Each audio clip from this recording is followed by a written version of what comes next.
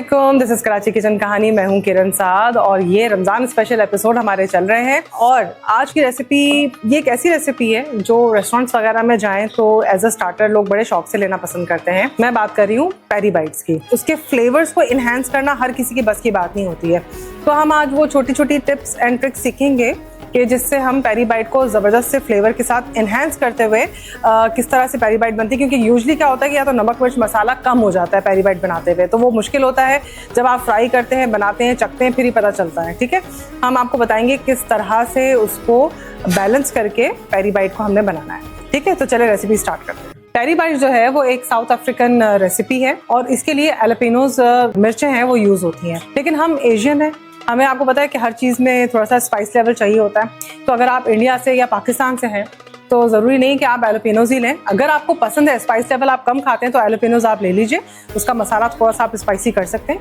Otherwise अगर आपको मिर्चें भी थोड़ी सी स्पाइसी चाहिए तो एक लोकल जो हमारी मिर्चें आती हैं पाकिस्तान और इंडिया में, तो हम वो वाली मिर्चें भी यूज़ कर सकते हैं। मैंने ये थोड़ी सी स्पाइसी, थोड़ी सी माइल्ड, एलपिनोज नहीं है ओरिजिनल, लेकिन ये स्पाइसी है थोड़ी सी। ठीक है, अब मैं आपको बताती हूँ मैंने किया क्या है। इसको मैंने रोक ली थी। इसको इस तरह से स्लिट करना है आपने एहतियात से। ठीक है, और इसके अंदर से आपने बीज निकाल लेने। किसी भी स्पून की बैक्स ले लीजिए और आपने इस तरह से आराम से इसको निकाल देना है। ठीक है, तो आपके सारी मिर्चों के जो सीड्स हैं वो निकल आएंगे। डीसीड करना लाजमी है। उसके बाद पानी में इसको डिप करके आपने रख देना है और ये पानी सिरके वाला पानी है। अब मैंने इसके अंदर 1 टेबल स्पून सिरका लिया है। ठीक है, और ये तकरीबन 2-2.5 कप पानी होगा। ठीक है, यानी कि आपने ले लेना अंदाजन कि आपकी जितनी एलपिनोज है आपने 1 टेबल स्पून 2 टेबल स्पून डाल के रख दिया। अब इससे 2 चीज़ें होती हैं। एक तो ये कि आपकी एलपिनोज जो हैं वो थोड़ी सी स्टिफ हो जाती हैं, थोड़ी सी सख्त हो जाती हैं। दूसरा ये जो इनका जो ये स्लिट वाला जो पार्ट है ये ओपन हो जाता है। ठीक है, अभी मैंने एक जो फ्रेशली स्लिट करी है आप ये देख लीजिए। ठीक है, और ये देख लीजिए। ठीक है, ये कितना अलग अलग हो गया है। तो ये सिरके के पानी में जब आप डिप करके रखेंगे तो ये उसकी वजह से हो जाएगा। कम से कम भी 1 घंटा, आधे से 1 घंटा। ठीक है, ये करना जरूरी है। मैंने जो पानी था वो स्ट्रेन कर लिया और एक पानी से मैंने इसको वॉश करके किसी भी कपड़े पे आप रख लीजिए। हमने बेसिकली इसको ड्राई करना है। अगर आपको कपड़े पे नहीं करना तो आप एक छल्ले में डाल के उसे कुछ देर तक रख सकते हैं, तकरीबन 5-10 मिनट तक, तो उस पर भी फिर ड्राई हो जाती है। ठीक है, अभी हम फौरन इस्तेमाल कर रहे हैं तो हमने इसको थोड़ा सा हल्के हल्के हाथों से ड्राई करना है। इसके अंदर का पानी निकल जाना चाहिए। ठीक है जी, इस तरह से। चलिए इतनी देर में हम फिलिंग तैयार कर लेते हैं। 3/4 कप मैंने बॉइल्ड चिकन लिया है। इसमें नमक डाल के, अदरक लहसुन डाल के इसको बॉईल कर लिया है। ठीक है, अब इसको आप थोड़ा सा ब्रेक कर दें तो ज़्यादा अच्छा होगा। कुछ लोग तो मोटे मोटे चंक्स भी रखते हैं। मैं आपको अपनी रेसिपी सिखा रही हूँ जो मैं जिस तरह से बना रही हूँ। ठीक है, मैं इसको थोड़ा सा बारीक रेशा कर देती हूँ। इस तरह से कर दिया। अब इसमें आपने डाल दिया मेयोनीज, तकरीबन 2-3 टेबल स्पून डाल दीजिए। थोड़ा सा इसमें मैं डाल रही हूँ तकरीबन 1 टेबल स्पून के करीब चेडर चीज़। ठीक है, चीज़ डाल दी। थोड़े से हम स्पाइसेस भी इसी साथ डाल देते हैं। अच्छा, कंट्रोल डालिएगा क्योंकि इसमें हमने चेडर चीज़ भी डाली हुई है, कुछ सॉसेस भी डाल रहे हैं। ठीक है, मैं तकरीबन 1/4 या आप कहना चाहिए 2 से 3 चुटकियाँ मैं सॉल्ट डाल रही हूँ। 1/2 टीस्पून के करीब कुटी हुई लाल मिर्च, 1/4 टीस्पून के करीब ब्लैक पेपर पाउडर। ठीक है, इसमें मैं डालूंगी कुछ सिराचा सॉस, कुछ मैं डाल रही हूँ इसमें चिली गार्लिक सॉस, और मैं यहाँ पे ले रही हूँ तकरीबन 1 टीस्पून के करीब क्रीम चीज़। सिर्फ 1 टीस्पून, क्योंकि इसमें सॉल्ट हमने डाला हुआ है तो हर चीज़ बैलेंस जाएगी, ज़्यादा नहीं जाएगी। ओके, अब आपने इन सबको कर देना है मिक्स। बहुत अलग अलग होती हैं रेसिपीज़। कहीं क्या होता है कि चिकन का स्टेक को मैरिनेट करके फ्राई कर लेते हैं, कहीं चिकन के चंक्स को फ्राई कर लेते हैं। ठीक है, लेकिन मुझे ये वाला जो है जो इसकी फिलिंग है मुझे बहुत पसंद आती है, और इस तरह से जो मेरे अपने जो कस्टमर्स हैं वो भी इस फिलिंग को बहुत पसंद करते हैं। मैं वो चीज़ सिखा रही हूँ जो मैं ऑलरेडी अपने कस्टमर्स को दे रही हूँ। देखिए कितना क्रीमी सा बन गया ये। आप चाहें तो इसमें मेयोनीज चांस है आपका एक और डाल सकते हैं। हमें थोड़ा सा रनी भी चाहिए, हमने मेयोनीज मैंने टोटल 4 टेबल स्पून डाल दिया। चले जी, ये हमारा ज़बरदस्त सा मिक्सचर हो गया रेडी। चले जी, ये आपकी फिलिंग हो गई रेडी।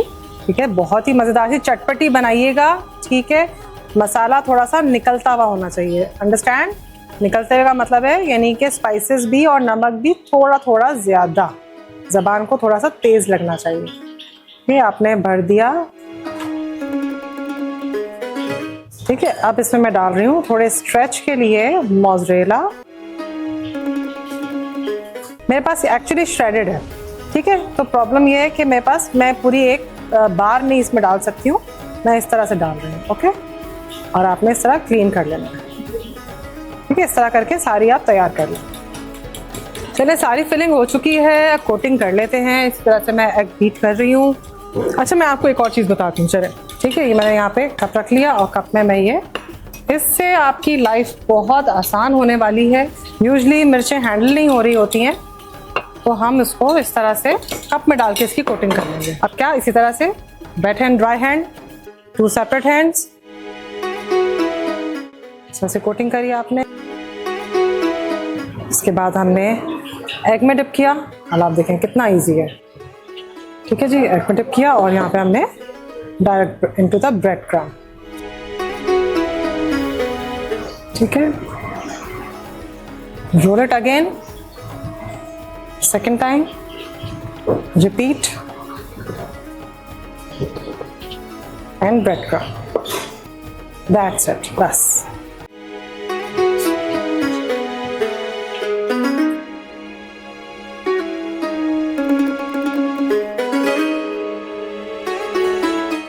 ये देखिए कितनी अच्छी से कोटिंग हो गई।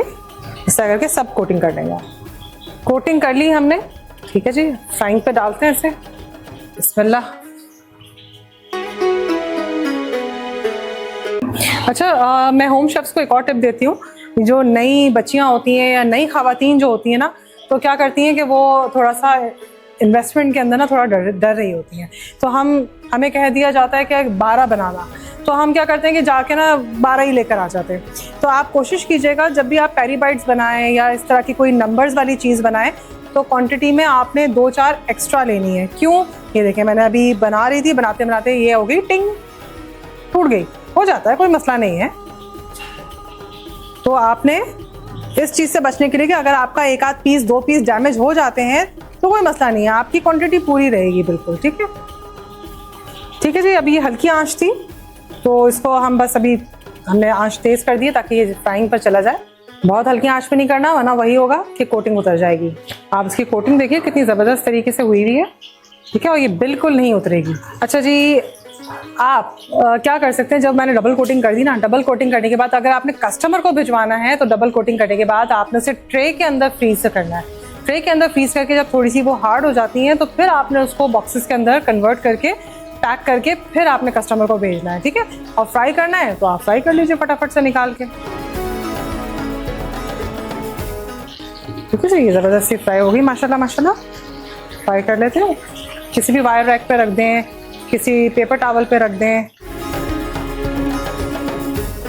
तो चलिए, ये देखिए बड़ी ही एक्सपेंसिव रेस्टोरेंट में मिलने वाली ये पेरी बाइट्स कितनी आसान है बनाना। और आप यकीन जानिए, आपको पता है घर की बनी हुई चीज़ें तो बहुत ही अच्छी होती हैं टेस्ट के अंदर। ठीक है, रेसिपी को फॉलो कीजिए, दुआओं में याद कीजिए, और आपको एक दफ़ा फिर रमज़ान बहुत मुबारक। ठीक है, और नेक्स्ट रेसिपी में मिलते हैं फिर। अल्लाह हाफ़िज़।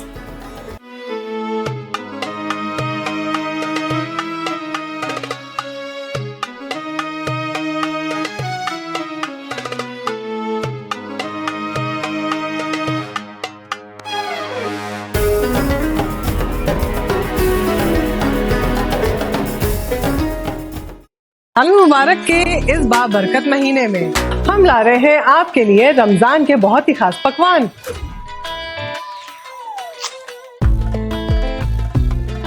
जिनसे सजेंगे आपके दस्तरखान। फिर सहरी हो या अफ्तारी, हम कराएंगे सबकी तैयारी। रहे इस माह रमजान मेरे साथ कराची किचन कहानी के YouTube चैनल को, तो चैनल को सब्सक्राइब करना ना भूलिएगा। रमजान मुबारक।